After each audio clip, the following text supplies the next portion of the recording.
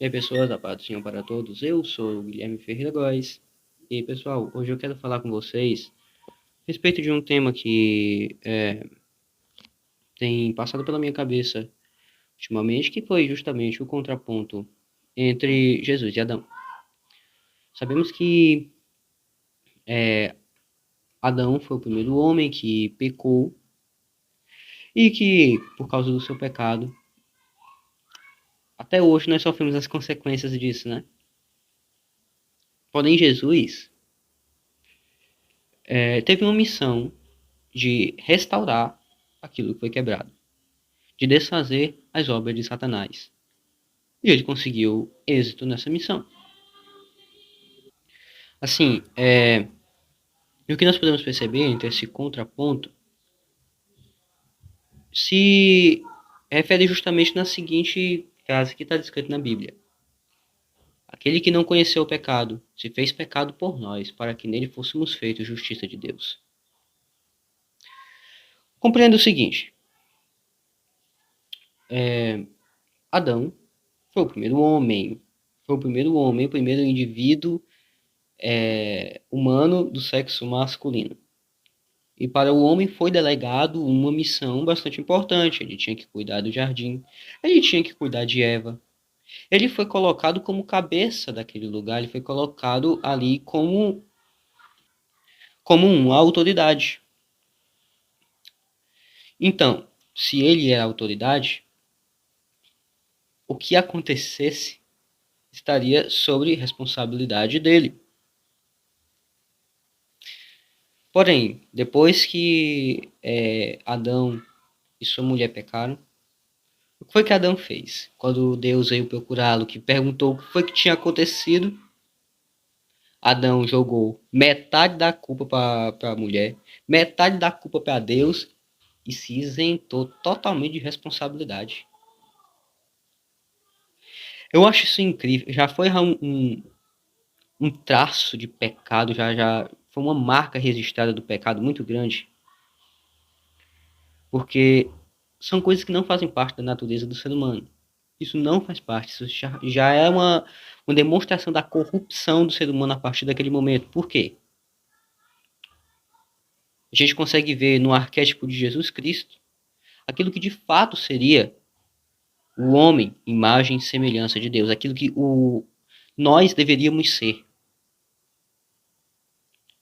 Porém, você pode perceber que alguns animais, eu acho que o exemplo mais didático que podemos dar é o exemplo dos cachorros.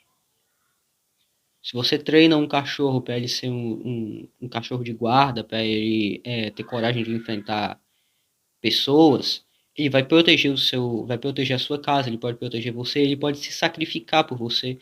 Alguns animais são capazes de fazer certos sacrifícios. Lógico que não de forma consciente, não de forma virtuosa. Ele faz isso mediante ao seu próprio instinto, que não é o caso do ser humano. Mas mesmo assim, eles ainda se entregam pela sua família. Mesmo assim, esses animais, eles ainda são capazes de se doar. E, olha, o que o Adão fez foi algo totalmente oposto. Foi totalmente oposto. Porque ele tinha essa incumbência de ser o cabeça daquele lugar, ele era a autoridade ali estabelecida por Deus no Éden. Aconteceu um problema muito grande ali. E ao invés dele assumir a responsabilidade dele, ele simplesmente ele simplesmente jogou a culpa. Sabe aquele negócio dos Flintstones? A culpa é minha, então eu coloco em quem eu quiser. Foi isso que aconteceu ali. Jesus foi totalmente o oposto. Sabe por quê? Porque até diferentemente de Adão, porque Adão tinha culpa assim daquilo que tinha acontecido, mas Jesus não tinha culpa nenhuma. Jesus não conheceu o pecado. Porém, mesmo ele não tendo conhecido o pecado, mesmo ele não tendo conhecido o pecado, ele mostrou como ele é o homem perfeito. assumiu a culpa de todos os erros da humanidade inteira nele mesmo e se sacrificou por nós. E uma coisa que é incrível, até para vocês pensarem, que eu creio que tenha, olha, vocês aqui, homens que estão me assistindo, uma coisa que é incrível para vocês pensarem, é Adão, naquele ponto ali em que ele se viu sob a ameaça da ira de Deus, ele se acovardou. Ele tomou uma atitude muito parecida com Winston Smith no livro 1984, que eu indico a todos vocês que leiam, quando ele entregou a Júlia frente à ameaça de ter o seu rosto devorado por ratos, né? Que ele simplesmente, naquele ponto, ele se acovardou tanto que o único desejo que ele tinha na cabeça dele era que toda aquela maldição, toda aquela carga fosse para a Júlia. Ele queria que a Júlia tivesse o seu rosto devorado por ratos.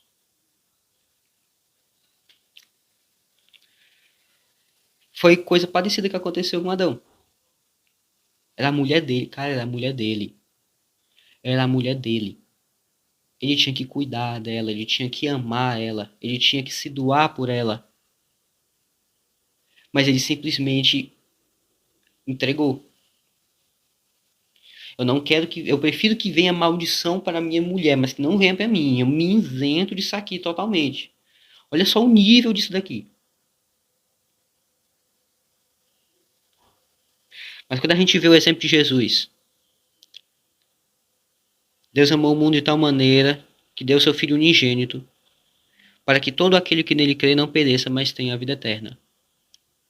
Jesus se entregou pela igreja. Jesus se entregou por todos aqueles que creram nele de verdade. Ele se entregou pela humanidade.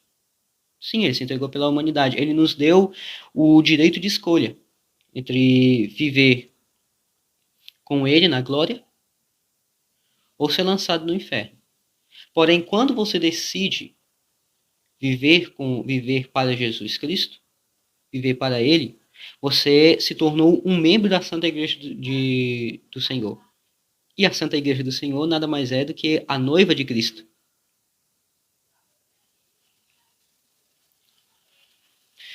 E isso é algo incrível, porque é como, olha, o relacionamento homem e mulher, ele se dá como uma figura do relacionamento entre Jesus e a igreja. Ele simboliza isso de certa forma, em que a mulher é um símbolo da igreja e o homem simboliza Jesus. É por isso que, às vezes, o pessoal fica com. Hoje em dia tem muitas essas frescuras de dizer que a Bíblia, que o cristianismo é machista, que o cristianismo não sei o quê. Cara, não tem como. A Bíblia diz que se o cidadão judeia com a mulher dele, Deus não vai mais escutar nenhuma oração que você fizer. E, inclusive, diz que esse tipo de coisa é uma loucura. Por quê? Porque essa pessoa, ela é uma parte sua, né? Vocês agora, depois que se casaram, se tornaram uma só carne. Ninguém prejudica o seu próprio corpo, ninguém vai ficar se martirizando, e uma pessoa sã mentalmente vai ficar se machucando, se ferindo, mas antes cuida bem do seu próprio corpo e o alimenta.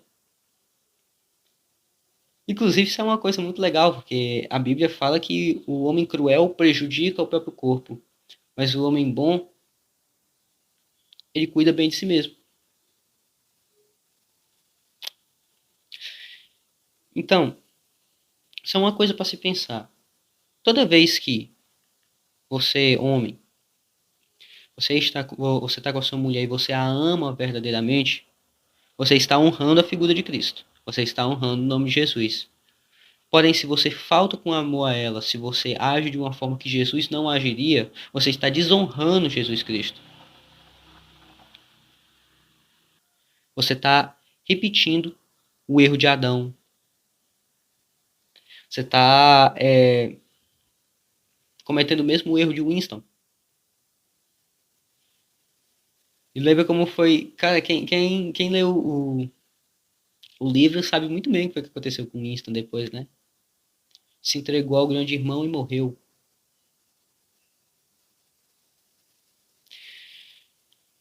Satanás quer que façamos a mesma coisa. Que nos acovardemos, que a gente se encha de nós mesmos. Se encha de nós mesmos, que não amemos mais ninguém, que o nosso amor esfrie totalmente e que não estejamos mais dispostos a nos sacrificar por absolutamente nada, por ninguém, por nenhuma coisa, nem que sejamos totalmente fracos. É isso que Satanás quer.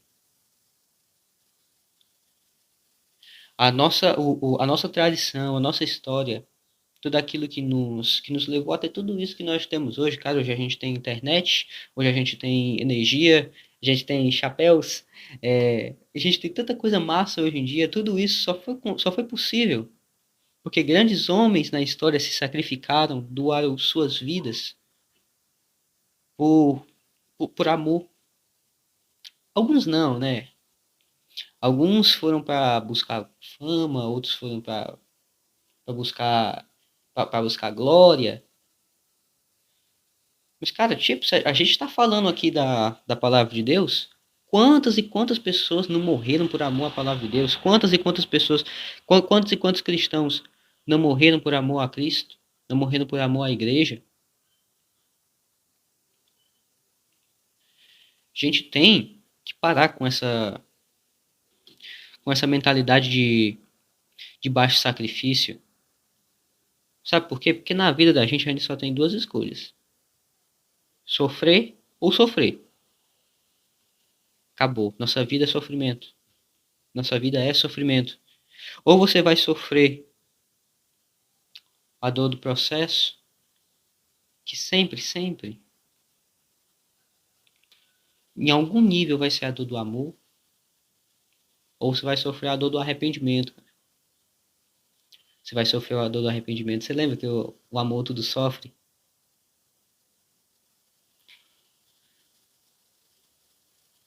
Mas eu tenho uma coisa boa para dizer para você. Olha só. É, toda nossa breve e momentânea dor não é para comparar com a glória que há de ser revelada. Ainda que o nosso homem exterior se corrompa, o interior contudo se renova a cada dia, não atentando nós para as coisas que se veem, mas sim para as que se não veem. Porque as que se veem são temporárias, porém as que se não veem são eternas. As coisas que se não veem são eternas, elas vão durar para sempre. O que é essa vida? Cara, você pode, se você for uma pessoa muito robusta, for uma pessoa forte, você pode durar ali até seus 90 anos, às vezes até 100, passar um pouco mais. Mas o que é isso face à eternidade? Não é nada. Não é nada. Você fica frescando aí porque vai ter um pouquinho de dor, porque vai ter um pouquinho de sacrifício. Mas quanto melhor é, quanto melhor não é, você simplesmente escutar do Supremo Criador, do Deus Todo-Poderoso: servo bom e fiel, forte e fiel no pouco, sobre o muito te colocarei. Entra no gozo do teu Senhor. Agora jamais. Deus que me livre. Eu quero ouvir Deus me mandando para as trevas exteriores onde há pranto e ranger de dentes. Não. Eu prefiro lutar pela vida eterna. Eu prefiro ter em vista o gozo do bem futuro do que por um pouco de tempo ter o gozo do pecado. E o meu desejo de coração é que todos vocês que estão me assistindo tenham essa mesma consciência.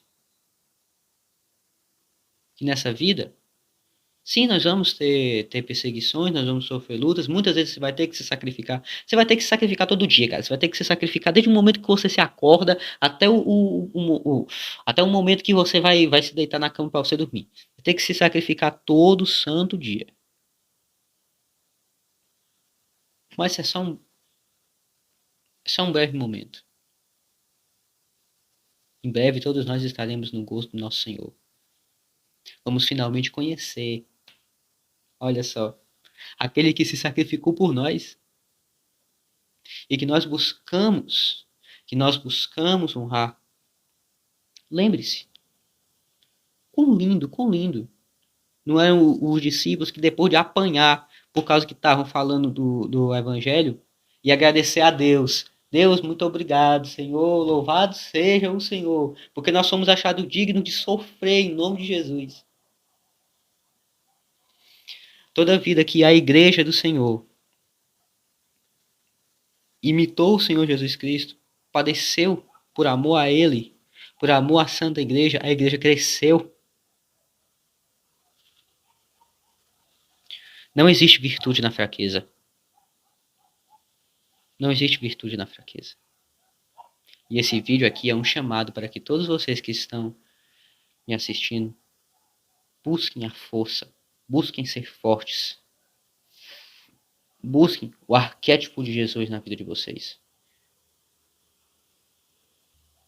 Que você possa sair desse vídeo e dizer para você mesmo, dizer para a sua alma, que não viva mais eu, mas Cristo viva em mim.